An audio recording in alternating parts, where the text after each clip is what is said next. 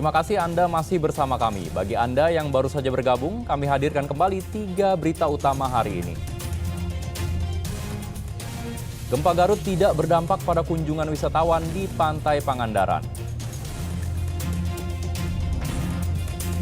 Mengaku sebagai polisi, 2 preman menodongkan pistol ke warga di Kabupaten Bandung. Kirap Panji dan Mahkota Binokasih meriahkan hari jadi Kota Sumedang.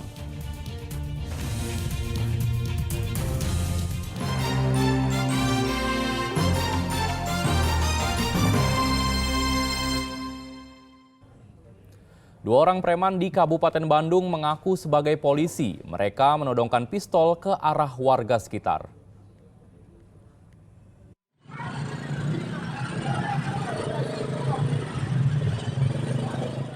Dua orang preman menenteng pistol dan menodongkannya ke arah warga di Jalan Raya Rancamanyar, Kecamatan Bale Endah, Kabupaten Bandung. Warga seketika langsung panik dengan ulah kedua pelaku.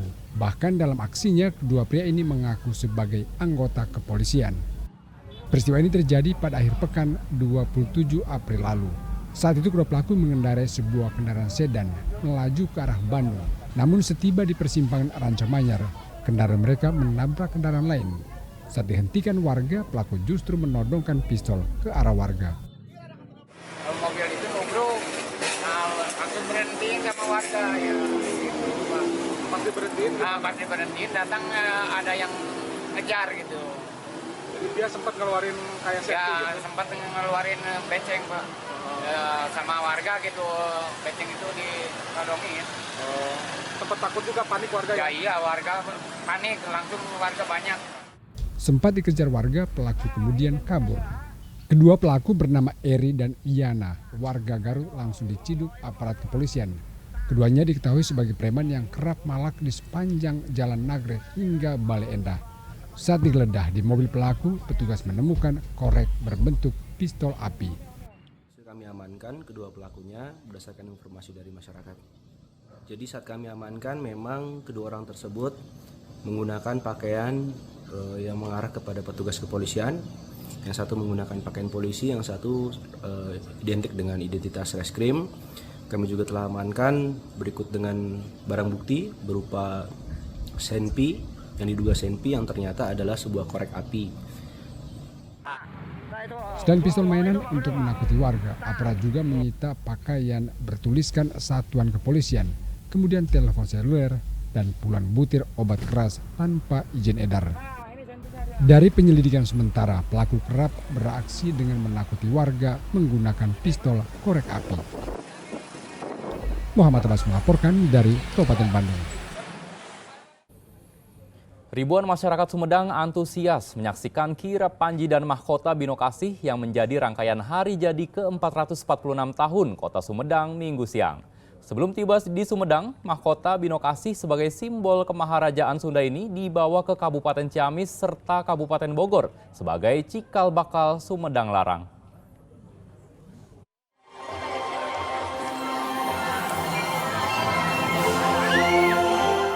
Sumedang Larang, Jawa Barat menggelar kirap Panji dan kirap Mahkota Binokasih sebagai rangkaian hari jadi ke-446 tahun Kota Sumedang.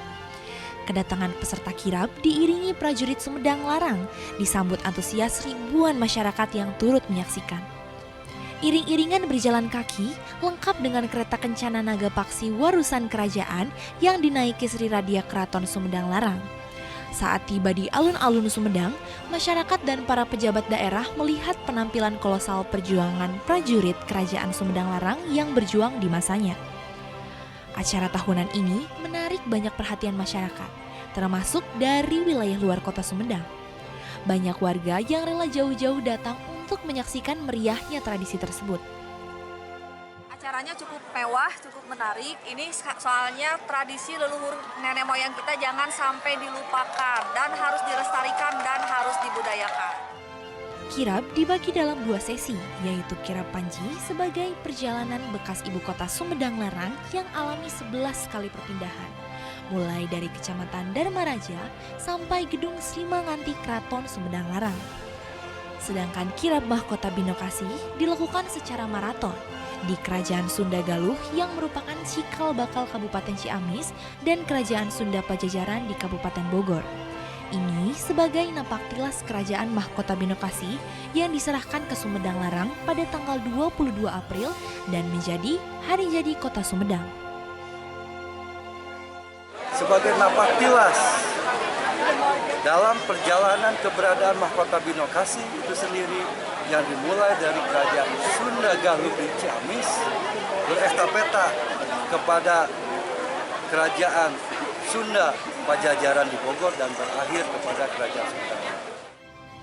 Setibanya di alun-alun Sumedang, Mahkota Binokasi diserahkan ke Sri Badia Keraton Sumedang Larang kepada Radia Anom Keraton Sumedang Larang untuk selanjutnya disimpan di Gedung Sri Manganti Keraton Sumedang. Agun Gunawan melaporkan dari Sumedang, Jawa Barat.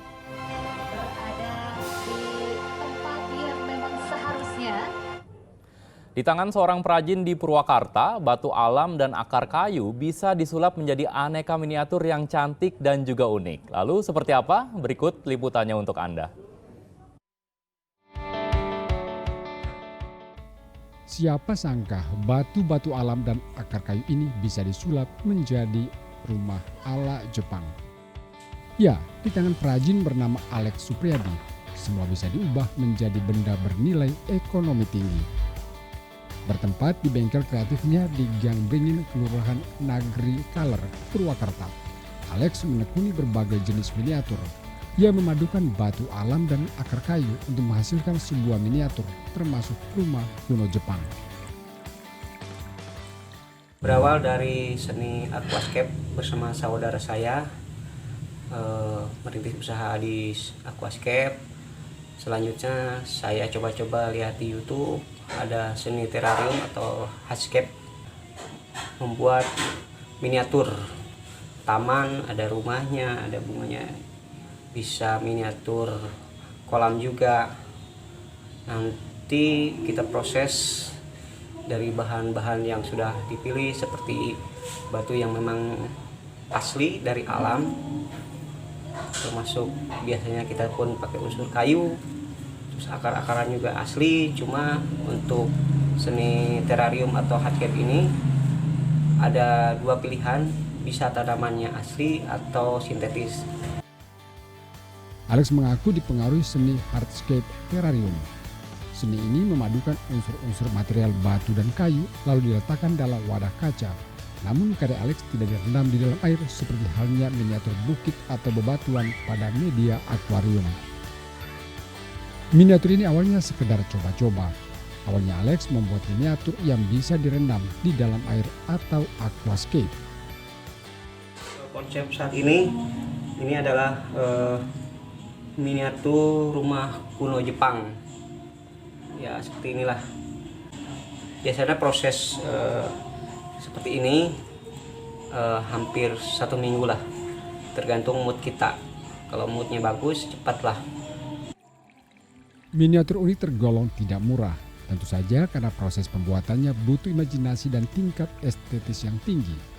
Satu miniatur dijual antara 1 hingga 3 juta rupiah, tergantung tingkat kesulitan pembuatan. Channel Arifin melaporkan dari Purwakarta.